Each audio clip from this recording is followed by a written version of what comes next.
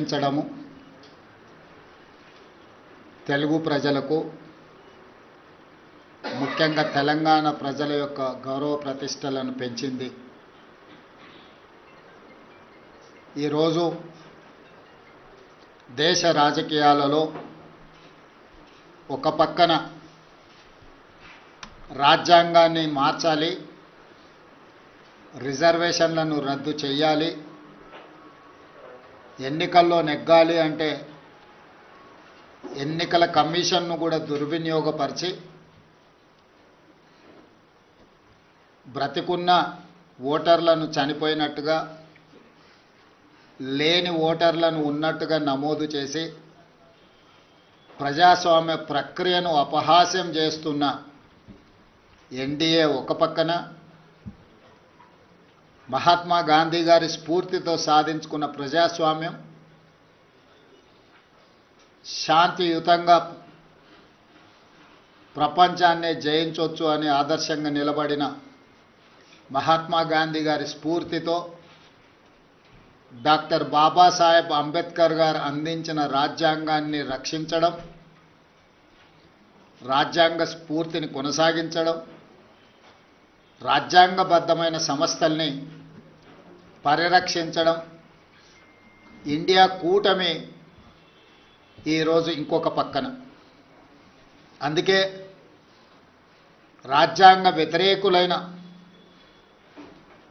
రాజ్యాంగాన్ని రద్దు చేయాలని కుట్రలు చేస్తున్న వాళ్ళను ఈ ఉపరాష్ట్రపతి ఎన్నికల్లో ఓడించడానికి ఇండియా కూటమి రాజకీయ పార్టీలకు అతీతంగా, రాజకీయాలతో సంబంధం లేని ఒక వ్యవసాయ రైతు కుటుంబంలో జన్మించిన తెలంగాణ బిడ్డ, ఉస్మానియా యూనివర్సిటీ పట్టభద్రుడు, తెలంగాణ హైకోర్టు జడ్జిగా, ఇతర రాష్ట్రాలలో చీఫ్ జస్టిస్గా, సుప్రీంకోర్టు జస్టిస్గా సుదీర్ఘకాలం సేవలను అందించి రాజ్యాంగాన్ని పరిరక్షించడమే కాదు, రాజ్యాంగ నిపుణుడిగా పేరుగాంచిన జస్టిస్ సుదర్శన్ రెడ్డిని ఈరోజు అభ్యర్థిగా ప్రకటించడం మనందరికీ గర్వకారణము. ఈరోజు వారిని గెలిపించవలసిన బాధ్యత ప్రతి తెలుగువాడి మీద ఉన్నది. దేశ రాజకీయాలను ప్రభావితం చేయగలిగిన, దేశ ఆర్థిక వ్యవస్థను ప్రపంచంతో పోటీ పడే విధంగా తీర్చిదిద్దిన పివి నరసింహారావు గారి తర్వాత మళ్ళీ తెలంగాణ ప్రాంతానికి జస్టిస్ సుదర్శన్ రెడ్డిని ఇండియా కూటమి ఉపరాష్ట్రపతి అభ్యర్థిగా ప్రకటించడం మనందరికీ గర్వకారణము. అందుకే ఈరోజు తెలంగాణ రాష్ట్ర ప్రభుత్వం తరఫున ఇండియా కూటమి రాజకీయాలకు అతీతంగా న్యాయ నిపుణుడు, న్యాయ కోవిదుడు జస్టిస్ సుదర్శన్ రెడ్డి గారిని అభ్యర్థిగా ప్రకటించడంతో రాజకీయాలకు అతీతంగా మనందరము ఏకం అవ్వాల్సిన సందర్భము. అందుకే ఈరోజు Telugu Desam party, YSR party, BRS party, MIM party, అదేవిధంగా ఉభయ రాష్ట్రాలలో ఉన్న బీజేపీ రాజ్యసభ, లోక్సభ మెంబర్స్కు కూడా విజ్ఞప్తి చేస్తున్నా, తెలుగువాడికి దక్కిన గౌరవం జస్టిస్ సుదర్శన్ రెడ్డి ఉపరాష్ట్రపతి అభ్యర్థిగా ప్రకటించడం.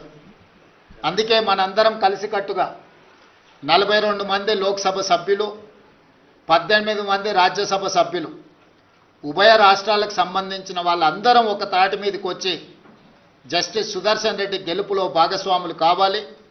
జస్టిస్ సుదర్శన్ రెడ్డిని గెలిపించవలసిన బాధ్యత మన అందరి మీద ఉన్నది. కాబట్టి చంద్రబాబు నాయుడు గారిని, చంద్రశేఖరరావు గారిని, వైఎస్ జగన్మోహన్ రెడ్డి గారిని, జనసేన అధ్యక్షుడు పవన్ కళ్యాణ్ గారిని, ఎంఐఎం పార్టీ అధ్యక్షుడు అసదుద్దీన్ ఓవైసీ గారిని, అదేవిధంగా ఉభయ కమ్యూనిస్టు పార్టీలు, ఈ రాష్ట్రాల నుంచి ప్రాతినిధ్యం లేకపోయినా ఇతర రాష్ట్రాలలో కమ్యూనిస్టు ప్రాతినిధ్యం ఉన్నది కాబట్టి ఆయా పార్టీలను కూడా తెలుగు వాళ్ళుగా మన వాళ్ళు సంప్రదించి మద్దతు కూడగట్టి జస్టిస్ సుదర్శన్ రెడ్డి గారి గెలుపు కోసం పని చేయాలి.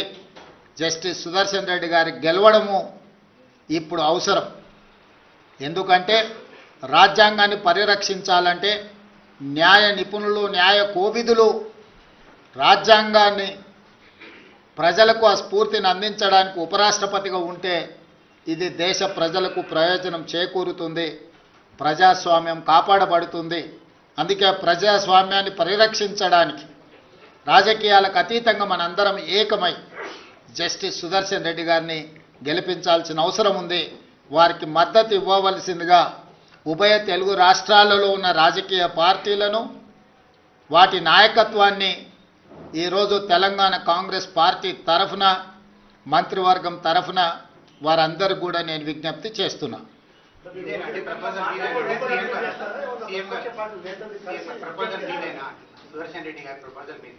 ఇండియా కూటమి ప్రతిపాదన ఇది రాజకీయ పార్టీలకు అతీతంగా ఇండియా కూటమి తరఫున అన్ని రాజకీయ పార్టీలను అడుగుతున్నాం.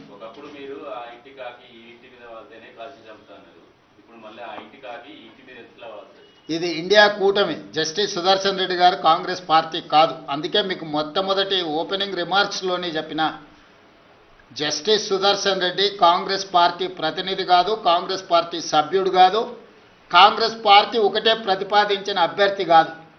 ఇండియా కూటమి ప్రజాస్వామ్యాన్ని పరిరక్షించడానికి న్యాయ నిపుణుడు, న్యాయ కోవిదుడైన జస్టిస్ సుదర్శన్ రెడ్డిని ప్రతిపాదించారు. వారికి ఏ రాజకీయ పార్టీతో సంబంధం కానీ, అనుబంధం కానీ, సభ్యత్వం కానీ లేదు. పార్టీలకు అతీతంగా జస్టిస్ సుదర్శన్ రెడ్డి గారిని గెలిపించాల్సిన బాధ్యత ప్రతి తెలుగువాడి మీద ఉన్నది. అందుకే ఈరోజు తెలుగు భాషను ప్రాచీన భాషగా గుర్తించాలనుకున్నప్పుడు అందరం ఏకమైనం. అంతెందుకు 1991లో కాంగ్రెస్ పార్టీ పివి నరసింహారావు గారిని దేశ ప్రధానమంత్రిగా చేసి ఉప ఎన్నికలకు నంద్యాలలో పోటీ పడినప్పుడు ఆనాడు గంగుల ప్రతాప్ రెడ్డి గారు రాజీనామా చేసి పివి నరసింహారావు గారు నంద్యాల ఎంపీగా ప్రతిపాదించినప్పుడు పెద్దలు నందమూరి తారక రామారావు గారు ముందుకు వచ్చి ఒక తెలుగువాడి దేశ ప్రధానమంత్రి అవుతున్నాడు అంటే అది మనందరికీ గర్వకారణము. ఎన్నికల్లో తెలుగుదేశం పార్టీ ప్రధాన ప్రతిపక్షంగా పోటీ పెట్టడం లేదు, అందుకే పివి నరసింహారావు గారిని గెలిపించండి అని చెప్పి ఆ రోజు నందమూరి తారక రామారావు గారు ముందుకు వచ్చిండ్రు.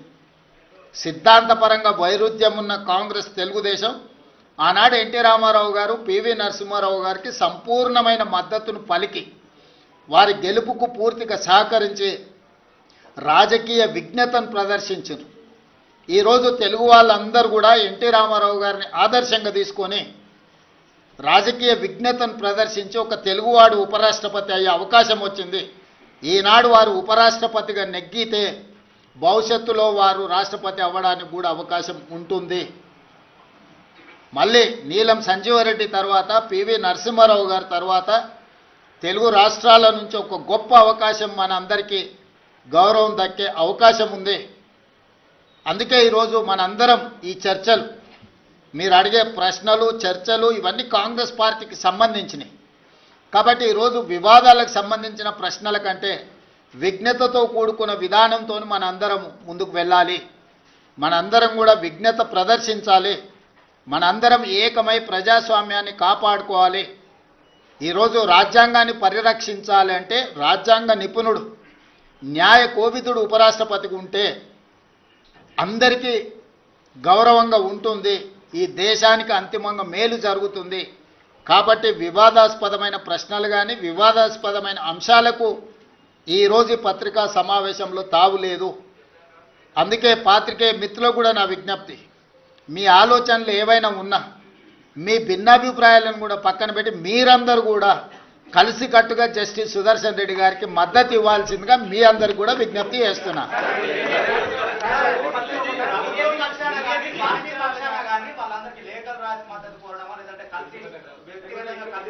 ఖచ్చితంగా మీ అందరి సూచన ఏ రకంగా ఉంటే ఆ రకంగా ముందుకెళ్తాం. ఏదైనా తెలుగు వాళ్ళందరినీ కూడగట్టడమే మా అందరి యొక్క ఉద్దేశము. మీరిచ్చే సూచనలు తీసుకొని ఇంకా మంచి కార్యాచరణ మీరు ఏదైనా, ఇప్పుడు ఫస్ట్ రియాక్షన్ ఇది, క్యూంకి आज